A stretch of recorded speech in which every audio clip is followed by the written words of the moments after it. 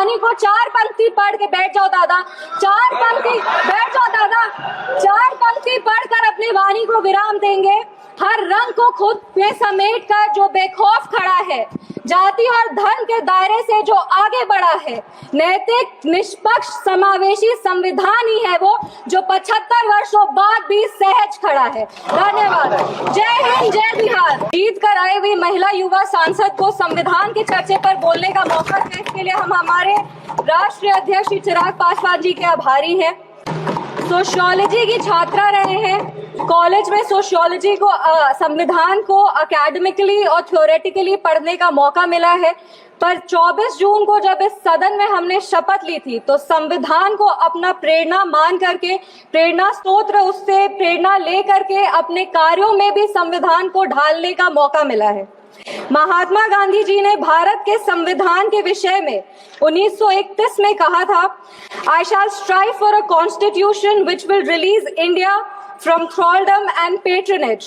I shall work for an India in which the poorest shall feel that it is their country in whose making they have an effective voice.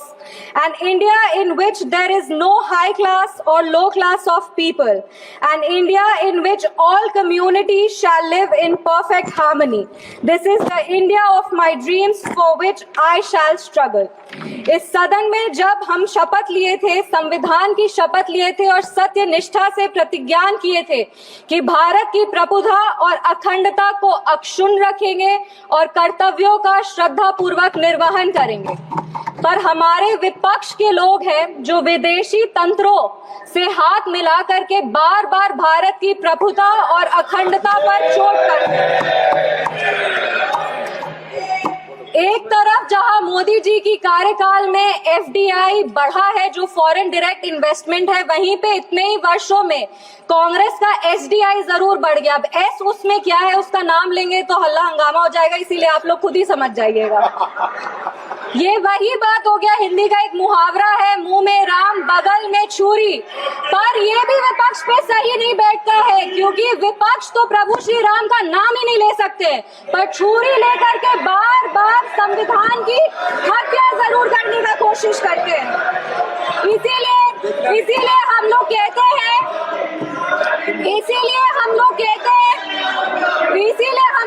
हैं कि संविधान नेता के हाथ में नहीं, संविधान नेता के दिल में होना चाहिए।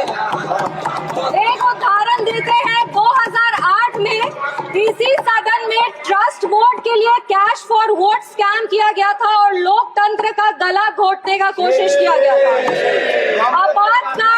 आपातकाल इमरजेंसी के में जिस तरह से संविधान का चीरहरण हुआ था वो हम सब ने देखा था, और हम तो बिहार की बेटी हैं।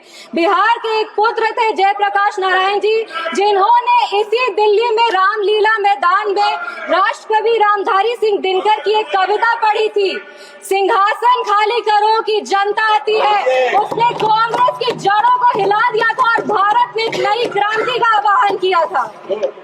आज जब हम संविधान के 75वें वर्ष का उत्सव मना रहे हैं तो हम नमन करते हैं संविधान के निर्माता डॉक्टर बाबा साहब भीमराव अंबेडकर जी का, जिन्होंने अपनी पूरे जीवन की सीख को इस संविधान के निर्माण में लगा दिया, लेकिन कांग्रेस ने उनका अपमान करने से वो कभी नहीं चूके। जिस संविधान सभा सेंट्रल हॉल में संविधान पे चर्चा हुई, संविधान लिखा गया, उस सेंट्रल हॉल में बाबा साहब की चित्र तक को इन्होंने लगने नहीं दिया। इनके कार्यकाल के 2 प्रधानमंत्री ने खुद भारत रत्न लिया सर मैम, लेकिन बाबा साहब को भारत रत्न नहीं देने दिया। मैं नमन करती हूँ उन सभी संविधान सभा के सदस्यों का जिन्होंने 2 साल 11 महीने और 17 दिन में इस संविधान को आकार दिया।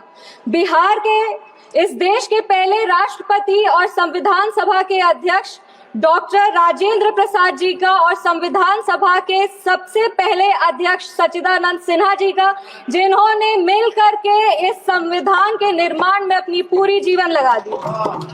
संविधान, विपक्ष को कहना चाहेंगे, संविधान सिर्फ आर्टिकल्स और प्रिंसिपल्स नहीं है, ये एक ग्रंथ है, ये आम आदमी का भरोसा है, ये आम आदमी की आस है, ये इस देश के नागरिक को वो महसूस कराता है कि वो स्वतंत्र है, सशक्त है और सुरक्षित भी है।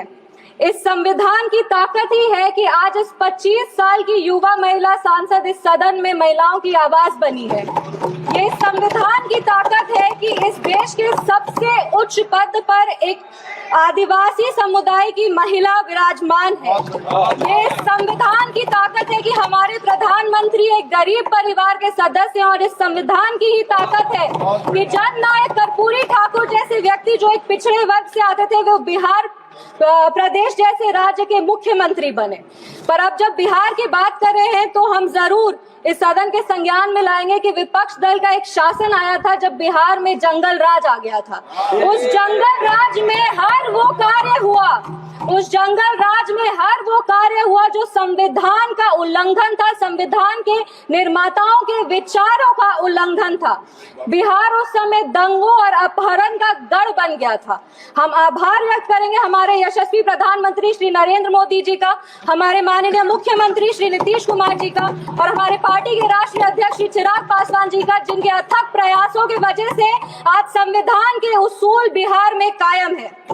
विपक्ष के साथियों ने अपने भाषण में हमें आरक्षण विरोधी कहा, संविधान विरोधी कहा, हमें देश विरोधी कहा, लेकिन इन्हीं के 3 प्रधानमंत्रियों का जो वाक्य है वो इस सदन में हम पेश करना चाहेंगे।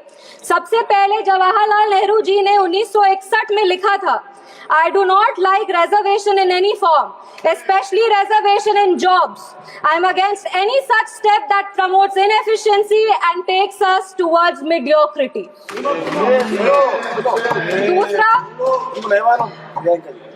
दूसरा इंदिरा गांधी जी ने, नीरज चौधरी जी की एक किताब थी हाउ प्राइम मिनिस्टर डिसाइड्स, उसमें उन्होंने कहा था अपने तब के लॉ मिनिस्टर शिव शंकर जी को कि एक ऐसा ATR तैयार कीजिए कि सांप भी मर जाए और लाठी भी न टूटे। ये मंडल कमीशन के रिपोर्ट पे उन्होंने कहा था।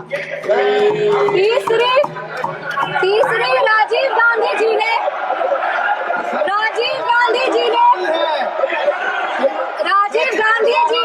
एक इंटरव्यू में आलोक मेहता को कहा था मार्च 1985 में, no promotion off. Rajiv Gandhi ji ने एक इंटरव्यू में जर्नलिस्ट आलोक मेहता को कहा था मार्च 1985 में कि no promotion of idiots in the name of reservation, and that promoting idiots in the name of reservation would harm the entire country.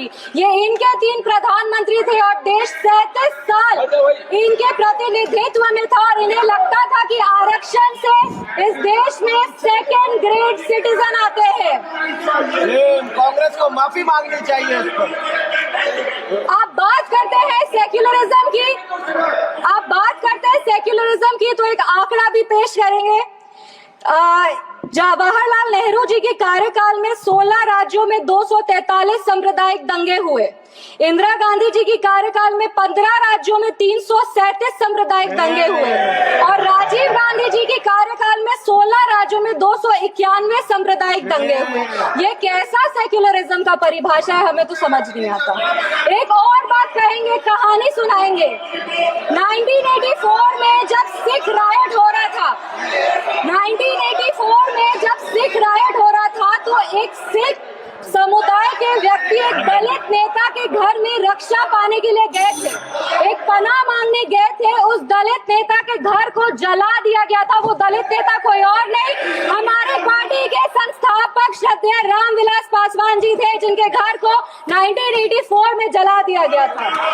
आप बात करते हैं संविधान की और सेंटर स्टेट रिलेशन की, तो बता दें कि इंदिरा गांधी जी की कार्यकाल में 11 साल में 35 बार राष्ट्रपति शासन लगाया गया। एक महिला, एक युवा और एक दलित सांसद होने के नाते हमें गर्व होता है कि हमारी सरकार एक ऐसी सरकार है जिसने संविधान के उसूल को अटल रखा है। हमारी सरकार ने संविधान को मजबूत करने का काम किया है। पिछड़े 2 मिनट बस खत्म करें। पिछड़े आयोग को संवैधानिक दर्जा हमारी सरकार ने दिया।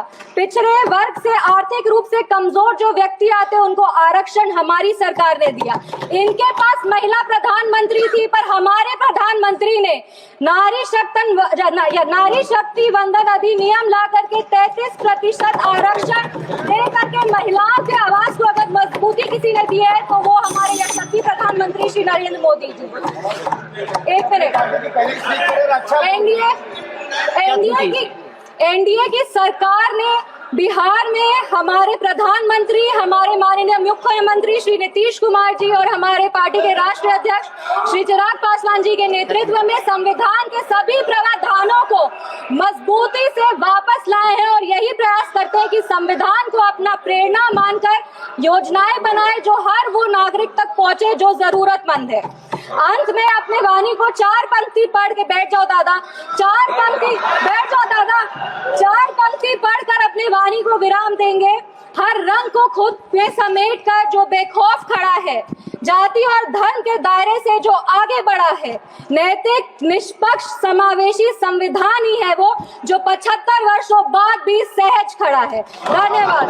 जय हिंद, जय बिहार।